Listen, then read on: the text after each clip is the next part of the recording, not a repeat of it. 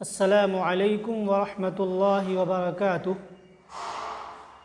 ان الحمد للہ والصلاة والسلام علی رسول اللہ وآلہ وصحبہ ومن والاه۔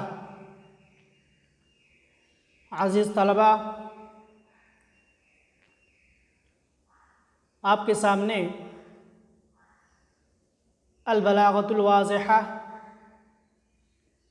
کا 5واں درس پیش ہے۔ اس سے پہلے کے درس میں ہم نے الغرض من القاء الخبر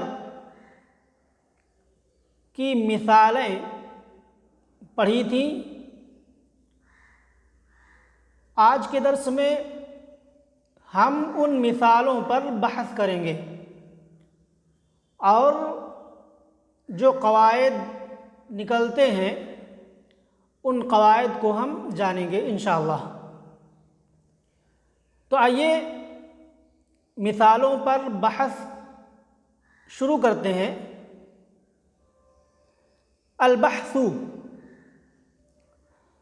تدبر المثالین الاولین تجد المتکلم انما يقصد ان يفيد المخاطب الحكم الذي تضمنه الخبر في كل مثال۔ کہہ رہے ہیں پہلی دونوں مثالوں میں غور و فکر کیجئے۔ تدبر المثالین الاولین، پہلی دونوں مثالوں میں غور و فکر کیجئے۔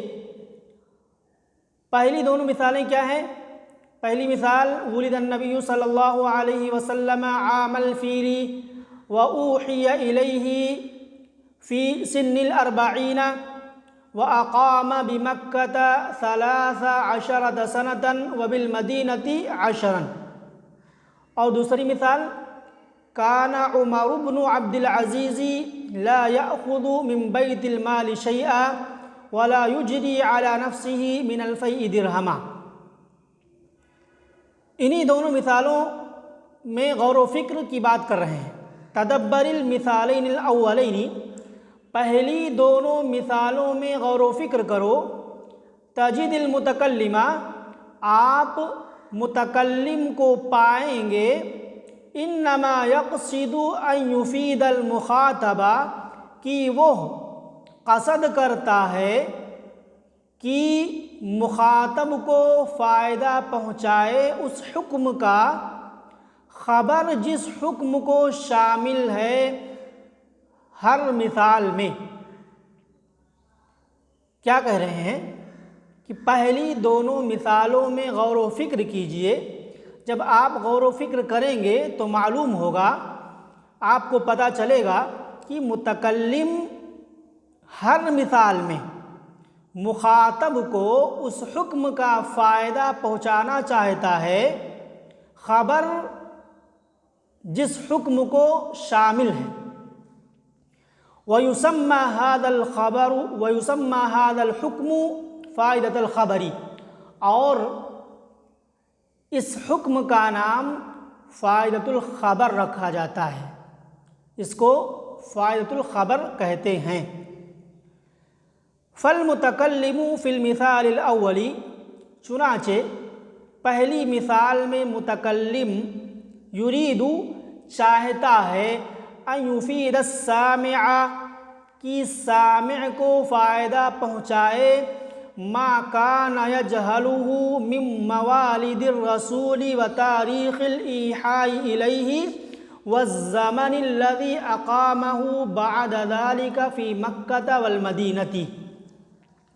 کہا چنانچہ متکلم پہلی مثال میں چاہتا ہے کہ سامع کو فائدہ پہنچائے جس سے سامع جاہل تھا، ناآشنا تھا۔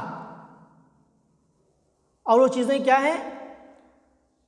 رسول صلی اللہ علیہ وسلم کی تاریخ پیدائش اور آپ کی طرف وحی کی جانے کی تاریخ اور وہ مدت جس میں اللہ کے رسول صلی اللہ علیہ وسلم مکہ کے اندر ٹھہرے اور مدینہ کے اندر ٹھہرے۔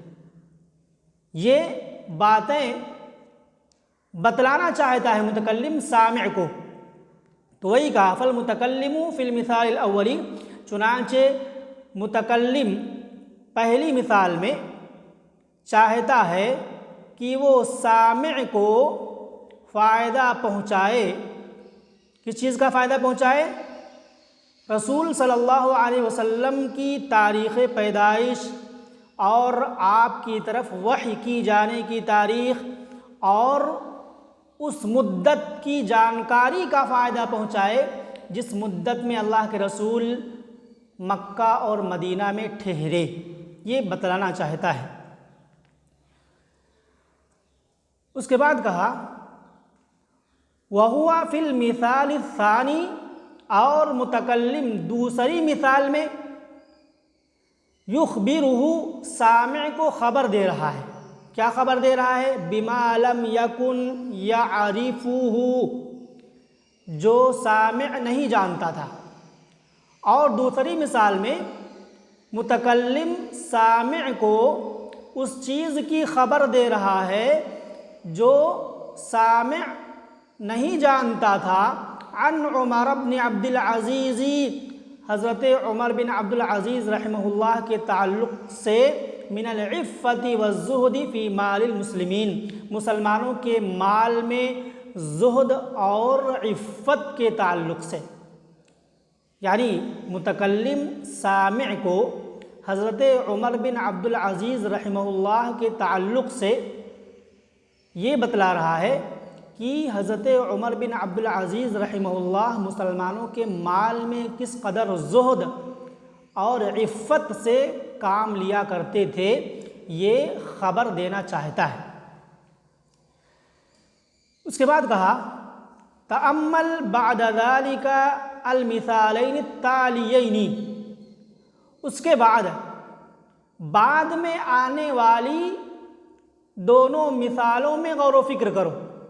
آپ متکلم کو پائیں گے تجد المتکلم لا یقصد منہما ان یفید السامع شیئا، آپ متکلم کو پائیں گے کہ وہ ان دونوں مثالوں سے سامع کو فائدہ نہیں پہنچانا چاہتا ہے ان احکام کا جنہیں کلام شامل ہے۔ یعنی بعد کی جو آنے والی دو مثالیں ہیں، ان مثالوں سے متکلم سامع کو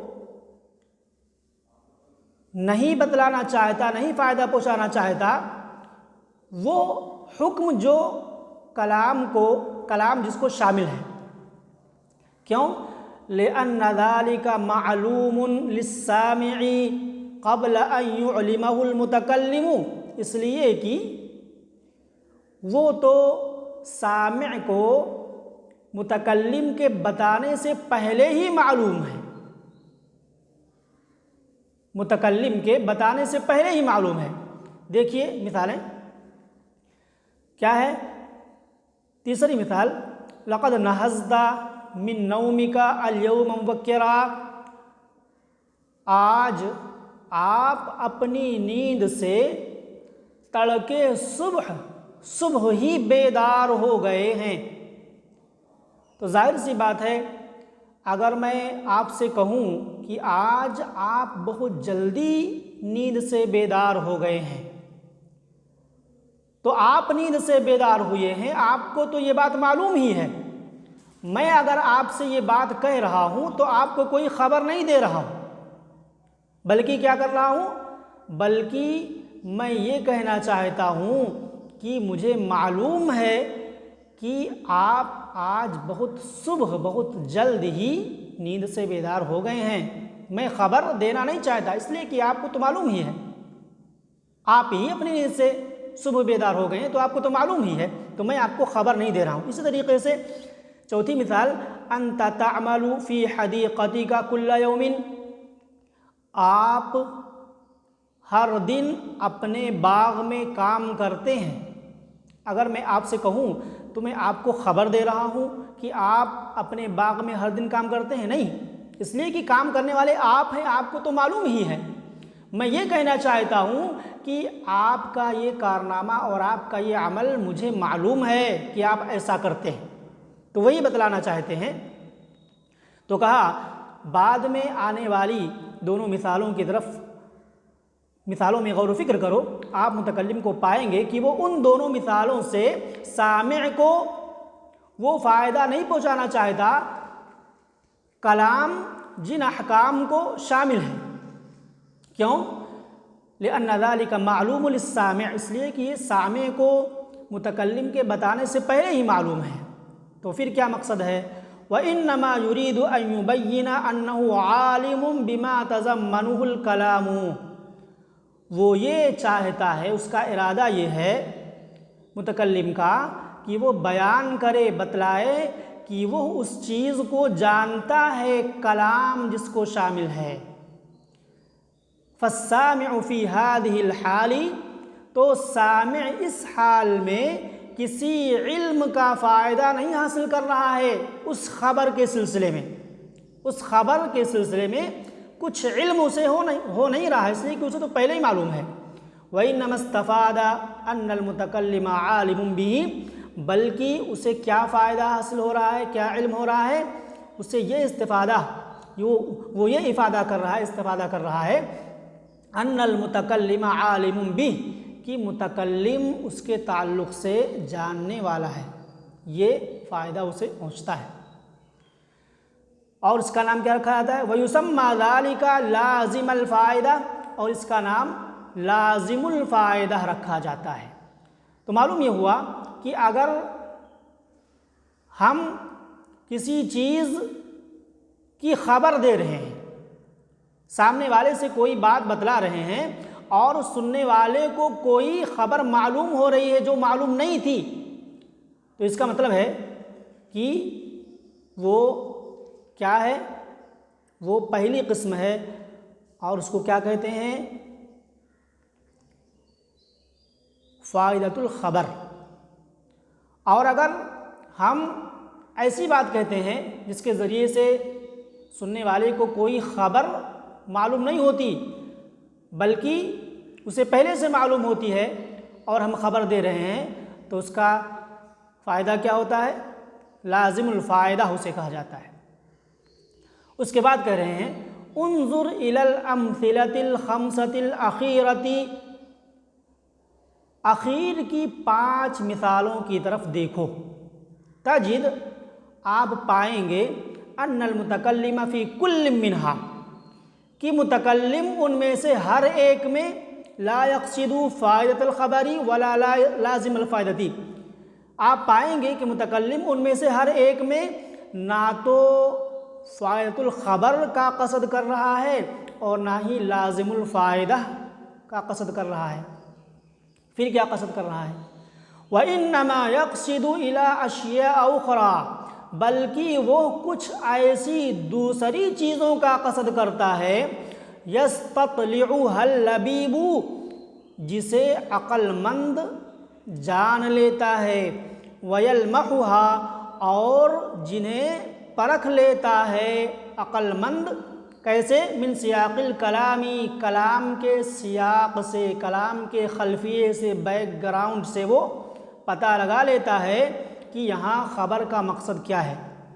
چنانچہ دیکھیں فیحییٰ البرمکی فی المثال الخامس، چنانچہ 5ویں مثال میں، 5ویں مثال کیا ہے؟ آپ کے سامنے مثال ہونی چاہیے کیا؟ ان البرامکۃ الذین رموا لدیک بداہیہ صفر الوجوہ علیہم خلع المذلۃ بادیہ، یہ 5ویں مثال ہے۔ تو کہا چنانچہ یحییٰ بن خالد البرمکی 5ویں مثال میں لا یقصد ان ینبئ الرشید، ہارون رشید کو خبر دینا نہیں چاہتا ہے اس چیز کی جس تک اس کی حالت پہنچ گئی ہے اور اس کے قرابت داروں کی، رشتہ داروں کی حالت پہنچ گئی ہے ذلت و رسوائی میں سے۔ کیا کہنا چاہ رہے ہیں کہ یحییٰ بن خالد برمکی 5ویں مثال میں ہارون رشید کو اس ذلت و رسوائی کی خبر نہیں دے رہا ہے جس تک اس کی اور اس کے قرابت داروں کی حالت پہنچ گئی ہے، بلکہ کیا کرنا چاہتا ہے، خبر کا مقصد کیا ہے؟ لأن الرشید هو الذی امر به، اس لیے کہ ہارون رشید ہی نے تو انہیں قید کرنے کا حکم دیا ہے، فهو اولیٰ بأن يعلمه، تو وہ بدرجہ اولیٰ اس بات کو جانتا ہے۔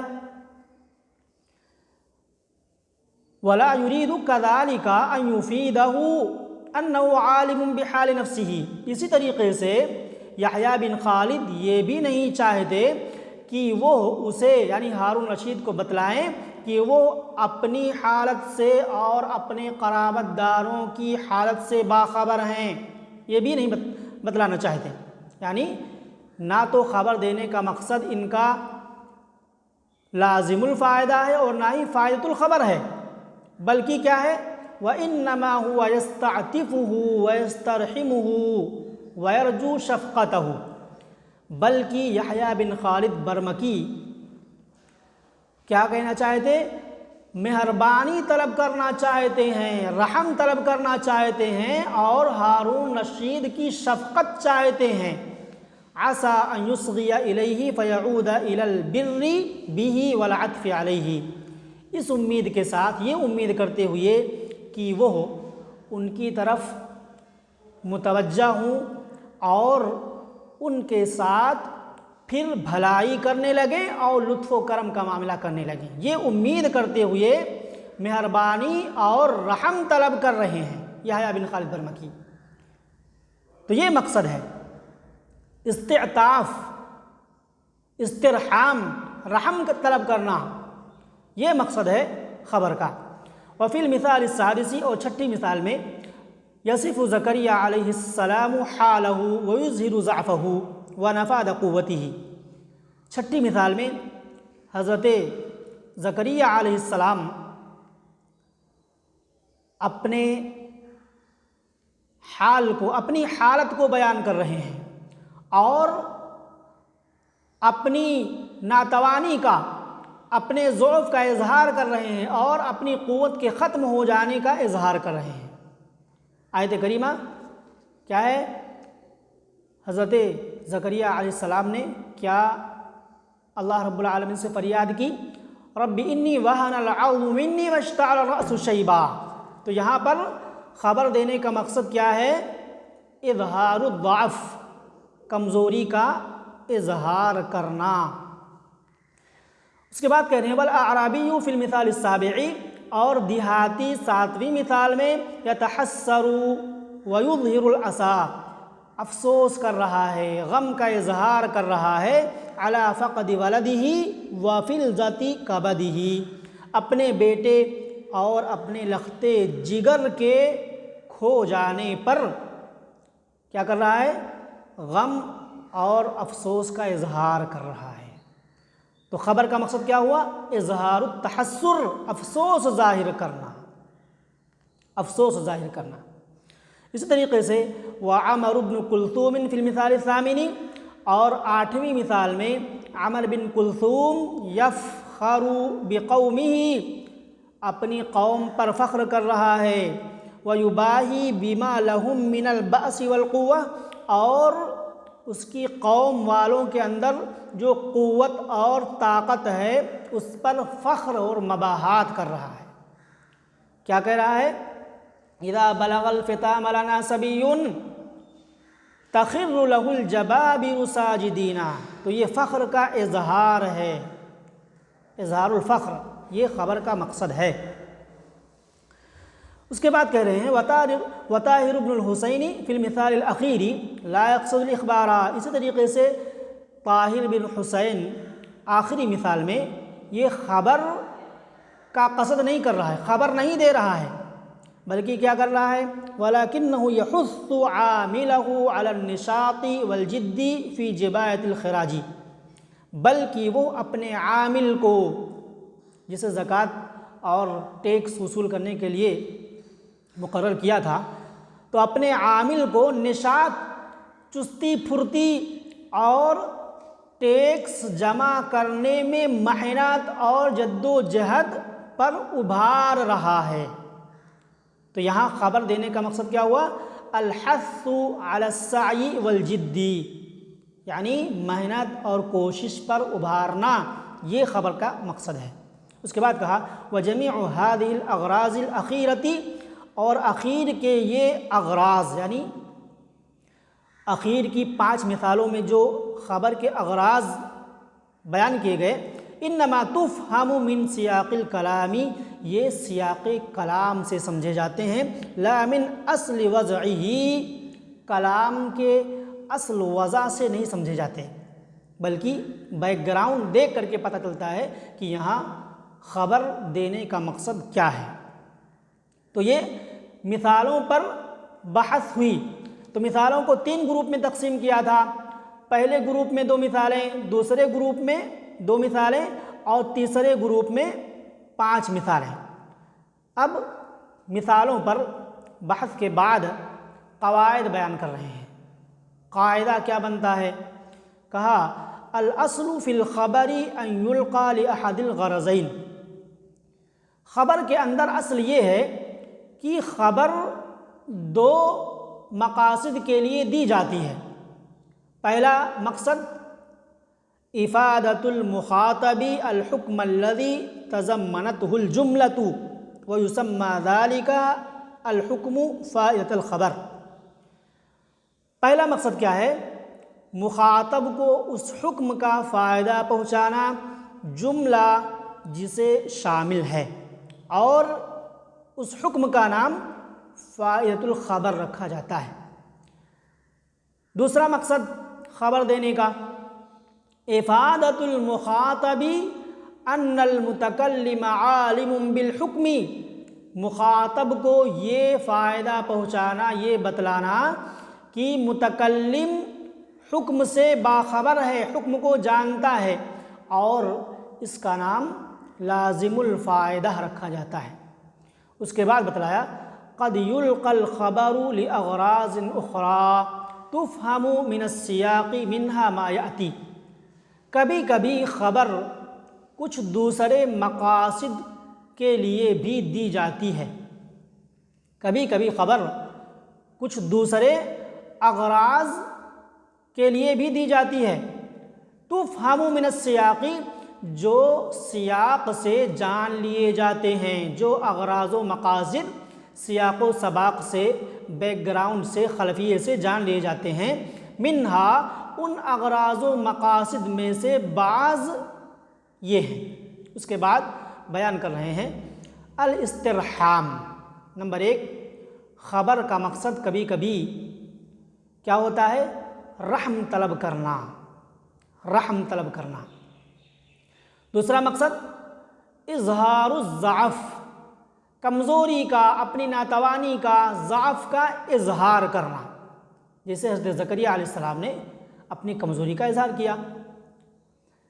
نمبر 3، اظہار التحسر، حسرت و افسوس اور غم کا اظہار کرنا، جیسے اس دیہاتی نے اپنے بیٹے کے کھونے پر غم کا اظہار کیا۔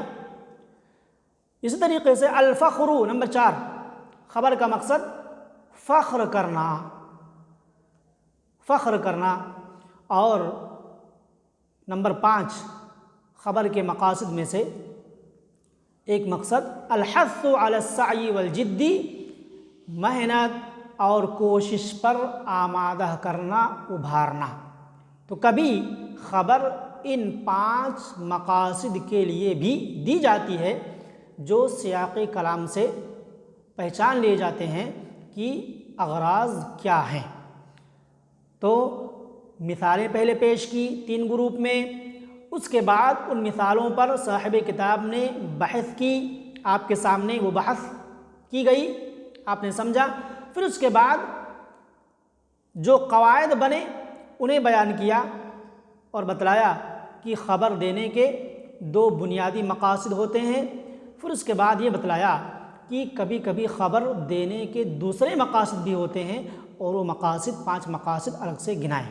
تو آج کے درس میں آپ نے مثالوں پر بحث کی اور پھر اس کے بعد قواعد دیکھے، ان قواعد کو آپ یاد کریں۔ اللہ تعالیٰ سے دعا ہے کہ اللہ تعالیٰ ہمیں علم کے تئیں محنت کرنے کی اور جد و جہد کرنے کی توفیق عطا فرمائے۔ ھذا وباللہ التوفیق، والسلام علیکم ورحمۃ اللہ وبرکاتہ۔